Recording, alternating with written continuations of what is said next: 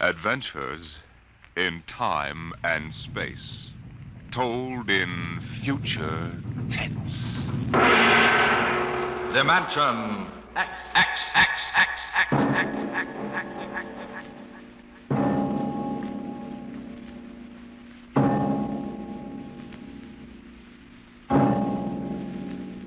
The mind of man is still an unprobed field. Within it lie many mysteries still unsolved. But there are men today, psychologists now experimenting with telepathy, hypnosis, thought transference, who believe that in the future we may discover the existence of a force of the mind more powerful than any force the world has ever known. We go ahead now in time some 10 years, and in space to the campus of a small eastern college. The hour is late, and in one of the dark college buildings, two men stand in front of a door that bears the name Professor Arthur Barnhouse, Psychology.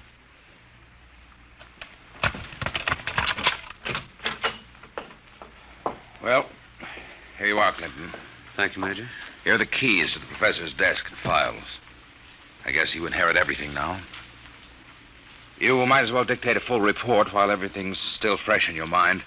I'll wait and see you home. Oh, no, that isn't necessary. I'll be all right. You sure? After what's happened tonight, we wouldn't want you to have an accident, too. Major, after what happened tonight, I have a hunch the whole world is ripe for an accident. I'm afraid you're right, Clinton. Well, good night. Good night. Oh, pull yourself together, Buster. Easy does it. August 21st, 1960. Restricted report from George Clinton to the Secretary of Defense, Secretary of State, the FBI, National Security Board, etc., etc., etc. Subject, the so-called Barnhouse effect, and Professor Arthur Barnhouse, who discovered it. I first met the professor 2 years ago in the fall of 1958. He was a professor of psychology here at Wilton College, and I was here on an instructor's fellowship in the psych department. They assigned me to be Barnhouse's assistant, and he needed one. He hardly ever remembered to go to a class, and he didn't seem to do anything else either. For 3 months, I watched him sitting at the desk here in his study. He'd either stare at nothing for hours or fall asleep, nodding over his mess of papers. I couldn't understand it, and it was none of my business. But one day, I thought I'd better give him a shake. What? What? I said it's 2:15, Professor. Don't you want to go to your 2 o'clock class? Don't you want to mind your own business? I beg your pardon. Sorry, Clinton. Forgive me. I don't know what gets into me. Forget the class. The kids would rather be outdoors anyway. Okay, Professor. In that case, I'm sorry I woke you up. It's all right. I just can't seem to get my sleeping done at night. Clinton, what do you know about the international situation? Well, I'm no political scientist, if that's what you mean. I read the papers when I have time. Well, that's the way I've always been. Lately, I've had to look into it. I stay up nights looking into it. Professor, I don't want you to take this personally or anything, but... Well, sir, I wonder if you'd mind if I asked to be transferred. You mean you'd rather work with somebody else in the department? Oh, no, sir, it's not that. I think maybe there's a chance for a psychologist to work on that government project. Government project? Oh, yes, that army thing. Yes, sir. They're trying to develop robot pilots for the new fighter rockets so they'll be expendable. Oh, yes. Something else designed to replace men. Yes, sir, and you know it's a funny thing. The robots work just like human brains. They get overworked or overloaded or something, and they have nervous breakdowns. Now, if I could only find out what drives those electronic brains crazy, why, I'd feel Clinton, that I was... if you want to study a brain that's going crazy, never mind the robots. You can go to work on me. What are you talking about, sir? I don't know. I'm either crazy as a bedbug or a... Clinton, I wish you'd help me find out. Are you serious, Professor? I never was more serious in my life. I'm afraid I'm going out of my mind. But why? What makes you think so? This is what makes me think I'm crazy. Those dice? Clinton, do you know what the odds are against my rolling a 7? Oh, about 5 or 6 to 1. Watch. 7. Now, what are the odds against my rolling it again? Twice in a row? Plenty. About 100 to 1, I'd say. Watch. Professor, you're hotter than a $2 pistol. It's funny. That's what they said 8 years ago when I first discovered this. Discovered what? This force of the mind. I call it dynamo-psychism. You mean you shove those dice around just by thinking about it? People have always thought there could be a force of the mind. You know that. Fortunately or unfortunately, I've learned to control it. Yeah? How did you happen to find out about this, Professor? Well, it was about 10 years ago, back in 1948. I made the mistake of going to a psychologist's convention, and in order not to appear unsocial, I happened to find myself, for the first and only time in my life, in a dice game. What happened? I didn't have the faintest idea what was expected of me, and someone told me to roll 7s. So I did. 10 of them. I'll bet you weren't asked back into that game. That night, in my room, I realized that it simply couldn't have been an accident, Clinton. I tried to reconstruct the exact scene, the position of my body, and finally, the thoughts in my mind. And that was what did it. I remembered what had been my train of thought, and I proceeded to roll 7s, not 10 consecutive times, but 50. Brother, there it is again. Professor, can you do anything else? I mean, besides shove dice around? You see that inkwell on my desk? Sure. Watch it. Don't take your eyes off it. If nothing happens, say so, and I shall go quietly, even happily, to the nearest sanitarium. Okay, Professor, shoot. Hey, why, it just blew up. Yes, I'm sorry. I didn't mean to splash ink on your suit. That's okay, Professor. What was that funny noise? Oh, that? The dynamo psychic waves are a little like ultra-high frequency waves. Sometimes, when I turn on the power, they create a kind of static. Listen, Professor, how much power have you got? Could you blow up anything, well, you know, big? I could flatten the Great Wall of China. Boy, you'll make the helio-oxygen bomb look sick. And that's what scares me, Clinton. The thought that maybe I could use this power to save the world. Clinton, you've got to help me. Who, me? Professor, when it comes to international relations, I don't know from where. You'd better get in touch with the State Department. State Department? Yes, they'd be the ones, wouldn't they? Well, you probably want to be getting home now. I'll see you to the door. I could use a breath of fresh air. Okay, Professor. You better stop brooding about this. You get somebody else to do your worrying for you. Yes, you're right. I have been brooding, wondering what to do. Just sitting and staring endlessly at that awful monstrosity across the way. You mean the old bell tower? Yes, I've gotten so I can't stand the sight of it anymore. Professor! Professor, look, what? Well, there's nothing left but a pile of rubble. Oh, my, I didn't really mean to do that. Well, you see, Clinton, it's got to the point where my lightest whim is more dangerous than a blockbuster. Professor, you get in and write that letter to the State Department right now. You packed too much of a wallop.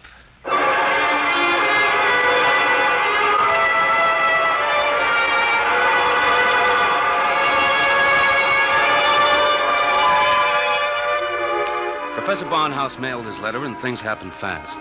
The long arm of the Army reached out, and within 5 days, the two of us were deposited in an old mansion in Virginia, surrounded with a barbed wire fence and 20 guards, and labeled top secret.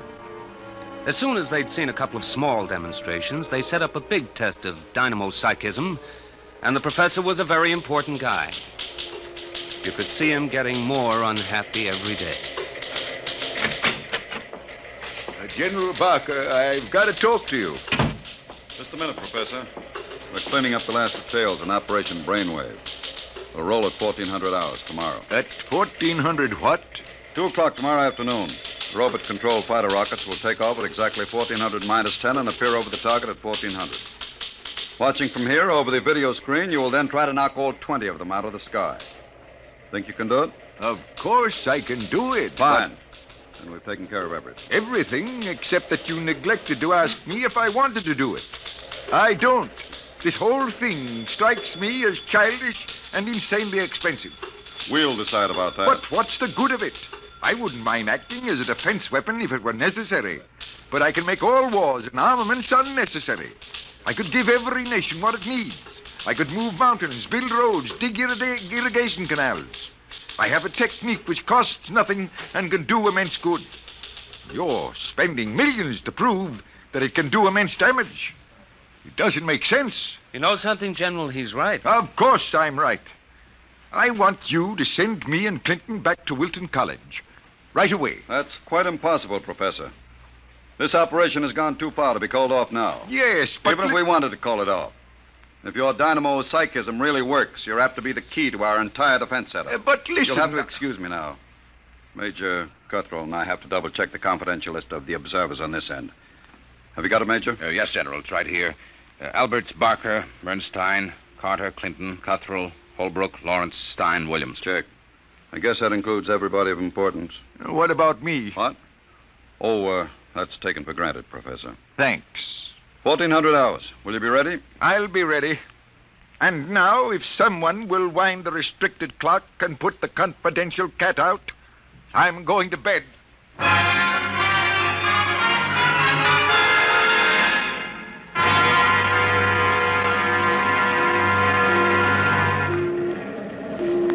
YDR to brainwave control. Observation plane to brainwave control. Come in, please. That's McKinley in the observation plane. Cut me in. Hello, McKinley. Reading you clear on the speaker. Everything all right? All okay, General. Takeoff uneventful. Fighter rockets now flying on course in perfect formation. Altitude 5,000 feet. Airspeed 865. Visibility unlimited. Are you tracking us? We've got you on radar. Haven't picked you up on the video screen yet. What's your estimated time of arrival over at the target? ETA, 2 minutes. Check. Remember, McKinley, the observation plane is not to enter the target range. Veer off and circle at the 10-mile limit. Bring the rockets overhead by remote control. Check. Observation signing off. 1 minute, 45 seconds to go, Professor Barnhouse. Are you in good shape? I'm all right, General. Good. We can all take our places in front of the video screen now. You sit here, Professor, in the center. Major Cuthrell, will you turn on the video screen? Right, General. Nothing yet, just empty sky. Hold it. I hear him coming in. There are 20 of them, Professor. You think you can knock them down at this altitude? Distance has nothing to do with it. I don't want anything to go wrong. You're sure you feel all right? General, I know I can do it. If that's all that's worrying you, let's call the whole thing off and save $20 million. There they are. They're coming in. Get ready, Professor. 10 seconds.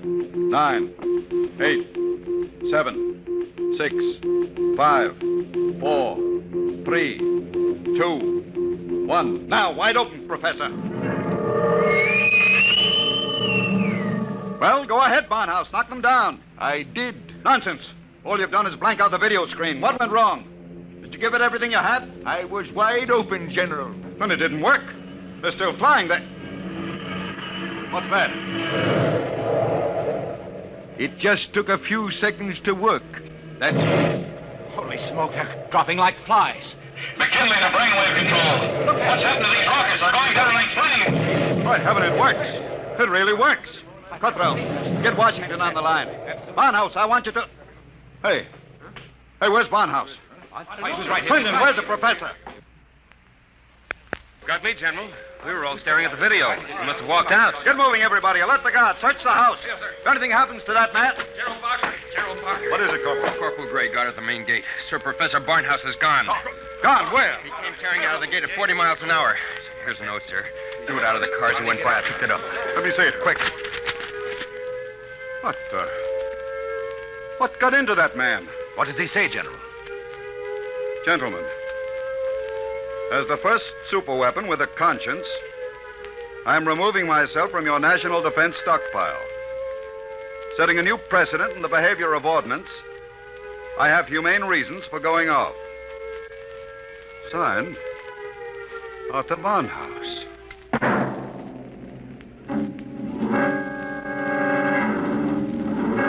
Barnhouse was gone, and within 12 hours, the world was on a spree. The headlines were glorious or terrible, depending on what you think of the things the way they are. Hey, Barnhouse flattens helio bomb factory! The dynamo's psychic waves reached every corner of the world. In every country, every continent flashed the news of what was happening. Hey, Barnhouse knocks out hidden atomic stockpile in Asia! There was a new kind of war, the war of tattletales. Secret agents of every country hunted for the hidden armaments of their enemies, yelled about them in the newspapers, and immediately there'd be that warning burst of Barnhouse static, followed by... Radio-controlled fleet blown up on secret maneuver! The professor was out to make peace or bust, and nothing like him ever was.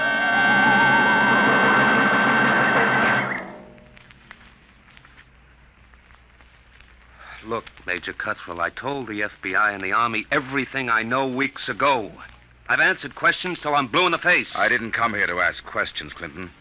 I came to ask for your help. My help? That's right. To find Barnhouse. What if I don't want to? If you're his friend, I think you'd better. Why pick on me? You've got the FBI, the police, and Army intelligence. Why can't you find him yourselves? We're trying. But you know the man well. You could spot him where we wouldn't. And you're the only one who can. Maybe. But why should I? Wherever he is, I think he's doing fine. He's making war impossible, and I like it. So do I. Yes? He's putting you out of a job. That's all right with me. I'll retire to a truck farm with pleasure. Well, then? Look, Clinton, we aren't the only ones in this race. Every country in the world has its best agents out hunting for Barnhouse. Nobody can beat that kind of a manhunt. He seems to be doing all right so far. Sure, but how long do you think he can keep it up? A week? A month? Sooner or later, he'll be spotted. And if the wrong people find him, Clinton, we're done for. You know what kind of weapon this is. Whoever controls the Barnhouse effect can control the world. Well, all right. Suppose they do find him. He'd never give the secret away. Never give it away. Are you out of your mind? Do you think these fellas are playing for marbles? Well, no, but... Read the papers, Clinton. Don't you know what's going on in the rest of the world? Yes, They'll get the secret out of Barnhouse, all right. What happens to him in the process won't be very pretty. Well, he must realize that, then. He'll never let himself be taken alive. He may not have the choice. And if he doesn't, God help us all.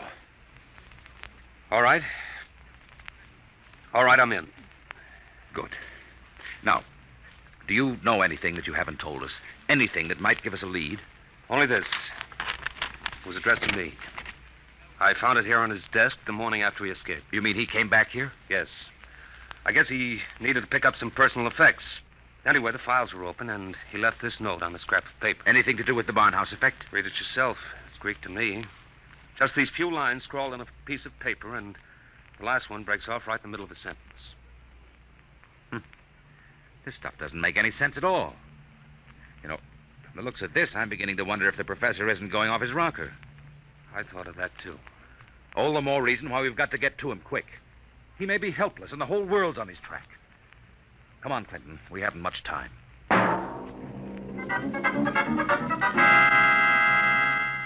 You say you do recognize this photograph, Mrs. Reardon? I tell you, it looks like Mr. Balfour's.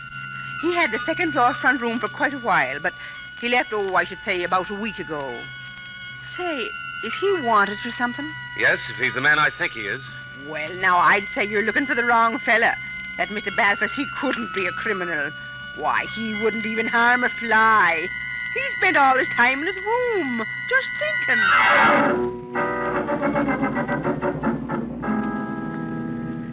Oh, brother, it's hot. What a way to spend an August afternoon, huh, Major? Give my eye teeth to be at Jones Beach. So would I, Corporal. We've got work to do here. Look, sir, we've been cruising around these radio detection cars for a week. Not a sign of Barnhouse static. The professor must have run out of things to work on. Well, we'll give him a little more time. Switch to shortwave. See if there's anything special coming through. Yes. Try the 9-meter band. This is Radio Miranda calling. Let's hear that. Our American enemies who have hidden behind the unjust and diabolical persecution by Professor Arthur Barnhouse will tyrannize us no I more. wonder if the professor's out of Today, this. our glorious leader takes up his residence in a shelter, shielded with lead against all dynamo psychic rays. With his protection designed by our brilliant scientists to be absolutely impregnable against the Barnhouse effect. You will once again lead us on the path of our glorious death. Quick, triangulate it and get me a fix.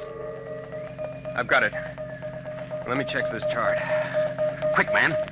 3.9, 1.7. Oh, my aching back. What is it? We haven't got a prayer of finding a major. He'd have to be picked out of 2 million people. Where is Barnhouse? Right where I was wishing I was. Right smack in the middle of Jones Beach.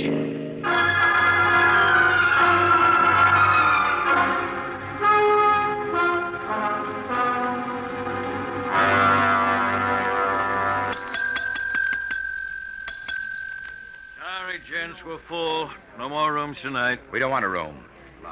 Do you recognize this picture? Who wants to know? Uncle wants to know. Oh, excuse me. I'm sorry. Let me see it. Yeah, it looks a lot like room 417. About 5 feet 8, thin, sandy hair, glasses, little scar right across the bridge of his nose. Yeah, that's 417, all right. You mean he's here now? No, not anymore. He checked out 2 days ago. But he couldn't have gone far. What makes you say that? Oh, he looked sick as a dog. Couldn't hardly carry his own bag out. Uh-oh. Like I said to the other fellas, I said he looked like he was on his way to the morgue. What other fellas? Oh, the ones this morning. You're the second pair that's been asking for him.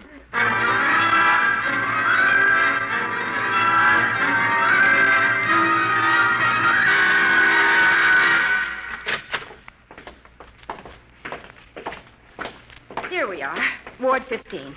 This way, gentlemen. You're sure he's here, nurse? Oh, yes. Thank heaven we're in time. Well, I wasn't on duty when he came in, but one of the other girls told me he collapsed in the street. The ambulance brought him in. Poor guy, he must have really had it rough. Oh, here you are. Bed number 78. This is your man. Wait a minute. This isn't Barnhouse. But I was perfectly sure. Oh, wait, let me check his chart. Dismissed 8 p.m. Only an hour ago. Oh, dear, now I remember. Remember what? If he was sick, why did you let him go? Well, 2 of his friends came and took him away. They didn't want him in the charity ward. They said they'd make sure that he was taken care of.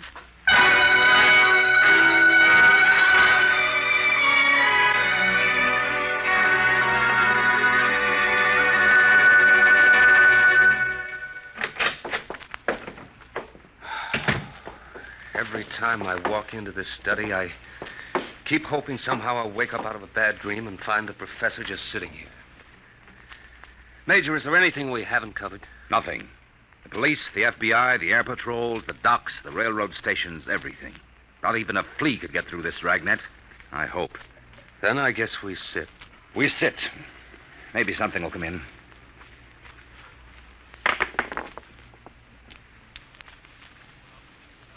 Do you have to roll those dice? I'm sorry. I wasn't thinking. An hour. That's what's driving me crazy. 1 hour sooner and he'd have been in our hand, not theirs. I know. Well, maybe he's still all right.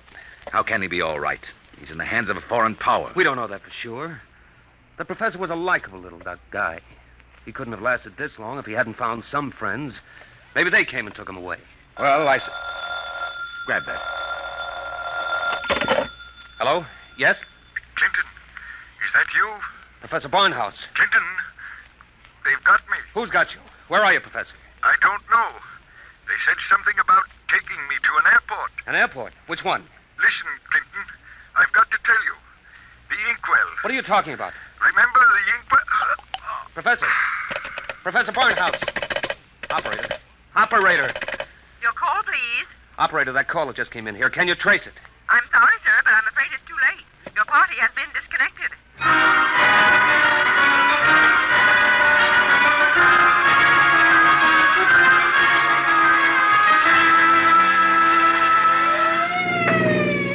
Where are we headed? He didn't say which airport. Just a hunch. The commercial airfields are all covered. But there's a little private field out here, I remember. Hasn't been used in years. Better be the one. They didn't have too much of a start on us. Maybe we'll make it in time. Step on it, Corporal. Wide open, Major. How'd he sound? Did he say who had him? No, all he got out was airport and something about an Major, airport. Mr. Clinton, there's a tail light up ahead. Must be another car going like the devil. You're right, I see it. They're turning into the airfield. Come on, faster. Hold everything. Look up ahead. They're switching the floodlights on at the field. There's the plane down at the other end, all warmed up and ready to go. We'll never make it on the road. Hang on, I'm going through the fence. Right.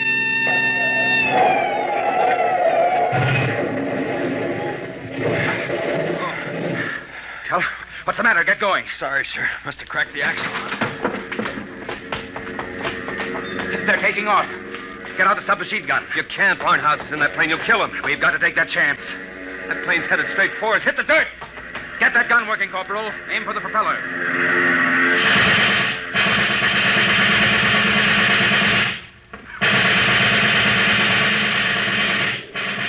Couldn't get him, Major. Well, there goes the old ball game. I'll get through to Air Patrol, sir. Maybe they can intercept the plane. Not a chance. By the time the fighters got off the ground, the plane would be out of range. No, we've lost, Barnhouse. Nothing can save us now. Hey, what?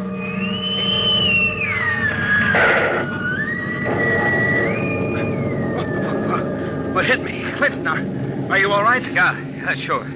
The plane. It's gone. I know. Barnhouse blew it right out of the sky. He wouldn't let himself be taken alive. Boy, he really did it the hard way. Poor guy. He shouldn't have had to be a hero. All he ever wanted was peace. Peace? What's that? Now the arms race will start all over again. And with Barnhouse gone, what's left to stop it?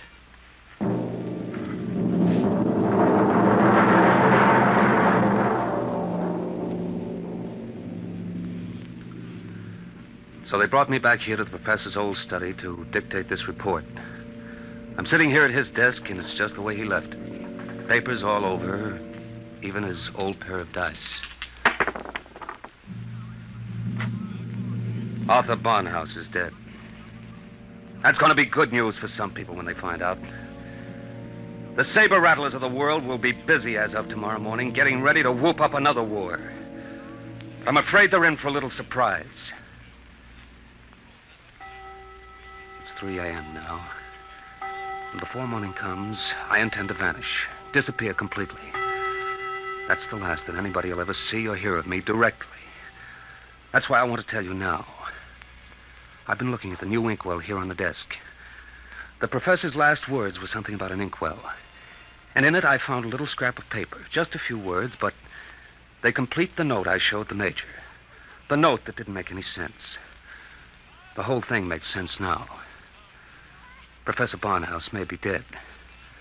But you haven't heard the last of the Barnhouse effect. Not yet. I've been experimenting while I've been talking to you. And now the time has come for me to say goodbye. You see, I've just rolled my 50th consecutive 7.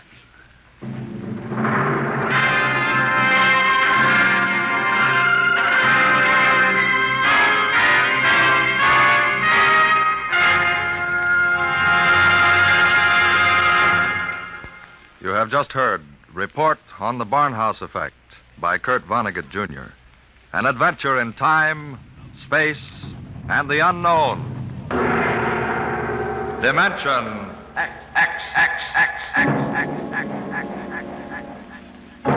Next week, the strange story of the interspace rocket Star Cloud, which vanished mysteriously behind the Great Galactic Barrier in the year 1986.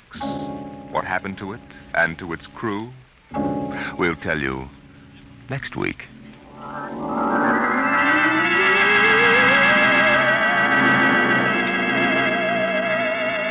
Tonight's story, Report on the Barnhouse Effect, was adapted for radio by Clarice A. Ross. Featured in the cast were Bill Quinn as Clinton, Ed Jerome as Professor Barnhouse, and Carl Weber as Major Cutthroat. Your host was Norman Rose. Music, Albert Berman. Engineer, Bill Chambers. Dimension X is produced by Van Woodward and directed by Edward King.